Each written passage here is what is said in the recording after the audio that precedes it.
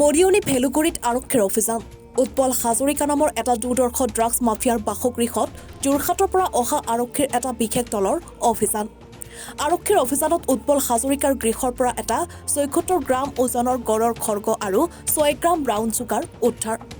আৰক্ষীয়ে গ্ৰেপ্তাৰ কৰি মাৰাথন জেৰা চলাই আছে ড্ৰাগছ মাফিয়া উৎপল হাজৰিকাক আসলে আমি আজি একেবাৰে আচৰিত হৈ গৈছোঁ যে আমাৰ ভেলুগুৰি নিচিনা এটা অঞ্চলতো যে এনেকুৱা ড্ৰাগছ বা মানে গড় খৰ্গৰ নিচিনা মানে সৰবৰাহ হৈ থাকিব পাৰে আমি এইটো কোনো দিনকালে ভবাই নাছিলোঁ আৰু আমি লজ্জা মানে আমি লাজ পাইছোঁ ভেলুগুৰিবাসী বুলি ক'বলৈ যে আমাৰ অঞ্চলতো যে উৎপল হাজৰিকা নামৰ এজন ব্যক্তিয়ে ড্ৰাগছ বা গড় খৰ্গৰ জাতীয় মানে এনেকুৱা অবৈধ মানে যিবোৰ দুষ্কাৰ্যত লিপ্ত হৈ আছে আৰু আমাৰ আগতেও তেওঁলোকৰ প্ৰতি কিছু সন্দেহ হৈছিলে তেওঁলোকৰ কিছু মানে চাল চলন দেখি কিন্তু আজি আমি আপোনালোকক জনাইছোঁ যে এই ঘটনাটো কিন্তু কোনো কাৰণত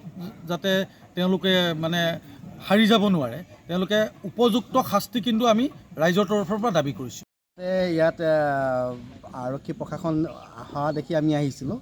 ইয়াত মানুহৰ সমাগম দেখিছোঁ দেখিলৈ যিটো গম পাইছোঁ শুনিবলৈ পাইছোঁ যে ইয়াত ড্ৰাগছ ওলাইছে বুলি আৰু লগতে কিবা গড়ৰ খৰ্গৰ কথালৈ এনেকৈ বুবোৱাকৈ শুনিবলৈ পাইছোঁ যদি তেনেকুৱা ধৰণৰ ঘটনা হৈছে তেতিয়াহ'লে আমাৰ ভেলুগুৰি ৰাইজৰ বিষয়লৈ মানে এটা লজ্জাজনক এটা ঘটনা হৈছে আৰু এইটো বিষয়ত আৰক্ষী প্ৰশাসনক আমি ভালকৈ তদন্ত কৰিবলৈ মানে দাবী জনাইছোঁ লগতে এই যি সমাজব্যাপী মানে ব্যাধিৰ ৰূপ লৈছে তাক নিৰ্মূল কৰিবৰ কাৰণে